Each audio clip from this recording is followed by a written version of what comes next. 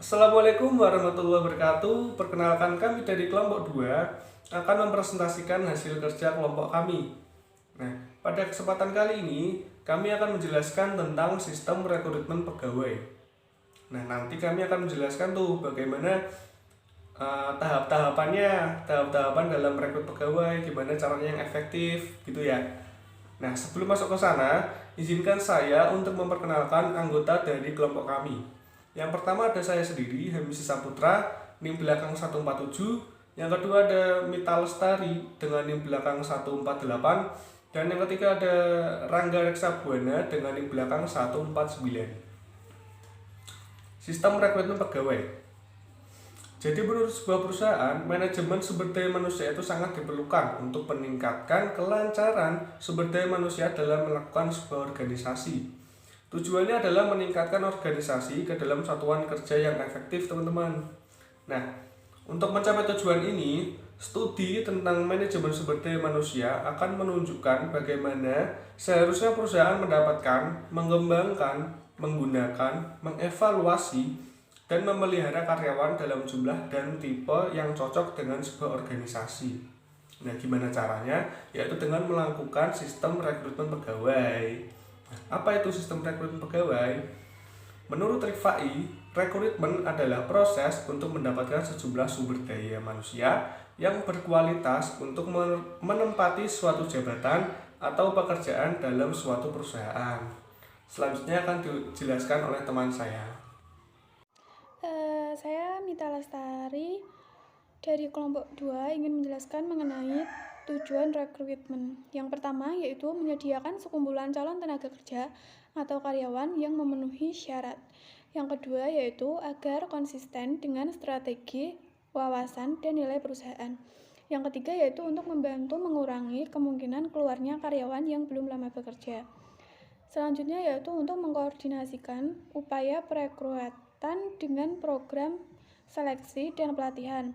Yang kelima yaitu untuk memenuhi tanggung jawab perusahaan dalam upaya menciptakan kesempatan kerja. Selanjutnya saya akan menjelaskan mengenai tahap-tahap mendapatkan sumber daya manusia. Pengembangan sumber daya manusia adalah proses persiapan individu untuk memikul tanggung jawab yang berbeda atau lebih tinggi di dalam organisasi. Biasanya berkaitan dengan peningkatan kemampuan intelektual untuk melaksanakan pekerjaan yang lebih baik. Pengembangan mengarah pada kesempatan belajar yang didesain guna membantu pengembangan para pekerja. Perusahaan memiliki beberapa rencana bisnis yang harus dicapai setiap tahunnya. Perencanaan bisnis memiliki tahapan-tahapan yang harus dilakukan dengan proses yang cepat dan juga tepat. Proses perencanaan sendiri membutuhkan sumber daya manusia dan modal. Pelaksanaan proses perencanaan membutuhkan sumber daya manusia yang tepat dan sesuai dengan kebutuhan organisasi. Maka dari itu, proses untuk mendapatkan sumber daya manusia yang unggul yaitu dengan cara membuat sebuah mekanisme atau sistem untuk merekrut calon-calon terbaik. Manajemen sumber daya manusia mengatur suatu mekanisme atau sistem di mana perusahaan dapat mempekerjakan kandidat yang diinginkan untuk keberhasilan pencapaian bisnis. Proses mendapatkan calon pekerja yang sesuai dengan kebutuhan organisasi sendiri disebut dengan rekrutmen.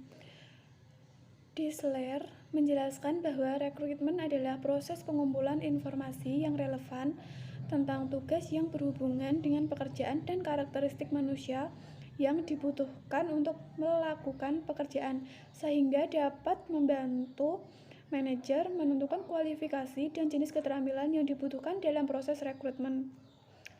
Kemudian, Mattis dan Jackson berpendapat bahwa rekrutmen adalah proses menghasilkan sekumpulan pelamar yang memenuhi syarat untuk melakukan pekerjaan di sebuah organisasi. Jadi kita lanjutkan dari Mbak Mita tentang proses rekrutmen pegawai, yaitu pertama, berdasarkan analisis sistem rekrutmen di PTX yang dilakukan oleh Hendra Fadrianto, terdapat tahapan-tahapan untuk merekrut karyawan baru, antara lain penyusunan strategi yang untuk merekrut itu harus baik. Pencarian pelamar kerja juga harus dicek, di cross check lebih baik lagi. Ketiga, penyisian pelamar-pelamar yang tidak cocok atau penyaringan. Keempatnya, pembuatan kumpulan pelamar.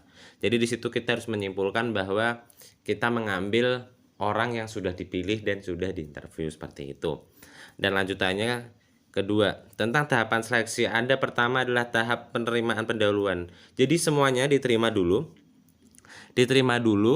dalam melaksanakan proses seleksinya. Faktor-faktor ini mendasari pertimbangan untuk menentukan calon karyawan yang mempunyai kemampuan, komunikasi yang baik, penampilan, dan hasil tes interview seperti psikotes dan sebagainya. Yang kedua, tentang tes penerimaan. Apa sih tes penerimaan itu? Tes penerimaan itu adalah kayak seleksi administrasi yang dilakukan perusahaan untuk dilakukan untuk ijazahnya, fotokopi tanda mengenal surat lamarannya, nilai akademis pada ijazah.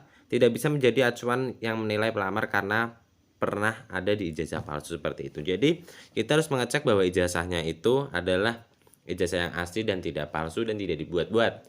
Karena banyak hal yang kadang agak riskan untuk memilih tanpa meng-cross check dulu seperti itu. Yang ketiga, tentang tes psikologis. Tes psikologis itu kecerdasannya menguji kemampuan untuk mental pelamar, hal daya ingatnya, hal daya pikirnya, cara menyuroli dan logis. Terus tes kepribadiannya, loyalitas pekerjaannya. Terus untuk kemampuan mental, dan tes bakat mengukur potensial yang dapat dikembangkan, tes minat mengukur antusiasmenya pelamar terhadap semua jenis pekerjaan, dan ada lagi tes prestasinya mengukur kemampuan pelamar sekarang. Jadi kita harus mengecek bahwa ada nilai-nilai lebih dan nilai-nilai kurang di mana pelamar tersebut. Setelah tes psikologi, kita tes pengetahuan. Tes pengetahuan yaitu adalah yang menguji pengetahuannya dengan kebutuhan pekerjaannya. Tidak ada tes kognitif yang dijalani oleh karyawan perusahaan, karena perusahaan menganggap bahwa tes tertulis itu kadang tidak terlalu penting karena kita kan harus kerjanya langsung ke jam kerjanya langsung, seperti jatuhnya di experience kerjanya. Jadi memang mungkin agak susah jika hanya dites tertulis saja di ilmu pengetahuan, karena kadang ilmu pengetahuannya tidak bisa dipresentasikan di dunia waktu kerja. Yang kelima, tes performa. Tes performa adalah mengukur kemampuan pelamar untuk melaksanakan beberapa bagian pekerjaan yang dipegangnya. Jadi kita harus tahu job desk-nya apa, kita harus tahu apa pekerjaannya seperti itu. Kita lanjut ke tahap 6, wawancara seleksi. Ini adalah yang paling penting karena wawancara seleksi dalam tahap ini pihak melakukan wawancara yaitu bagian dari tim HRD sendiri yang memeriksanya. Mungkin ada penilaian-penilaian dari tim HRD sendiri. Dan itu tergantung dari perusahaannya masing-masing juga. Yang ketujuh, pemeriksaan referensi. Hal yang dilihat dari biografi calon karyawan yaitu usia, pendidikan terakhir, dan perusahaan sebelumnya yang bekerja, pengalaman kerjanya, itulah referensi seperti itu.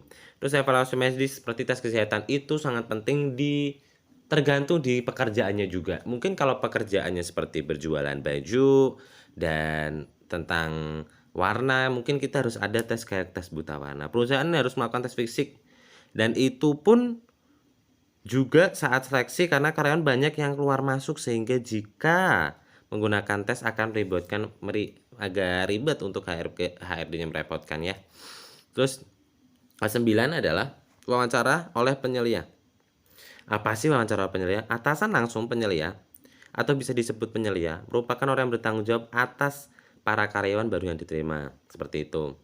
Yang kelima adalah keputusan penerimaan. Seorang pelamar dinilai layak atau tidak untuk bekerja di perusahaan bila pelamar memiliki kompetensi sesuai yang ditetapkan oleh perusahaan dan lulus secara wawancara, dan itu harus lulus secara 10 tahap itu ya, tes kesehatan, tes tentang psikologis, pengetahuan dan sebagainya. Itu memang harus lengkap, kalau tidak mungkin agak susah untuk masuk ke perusahaan lainnya.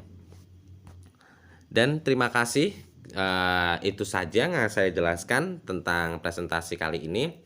Mungkin kalau ada yang ditanyakan bisa ditanyakan kepada ditulis di grup. Dan terima kasih, kami sekelompok undur diri. Jika ada kesalahan minta maaf. Terima kasih. Wassalamualaikum warahmatullahi wabarakatuh.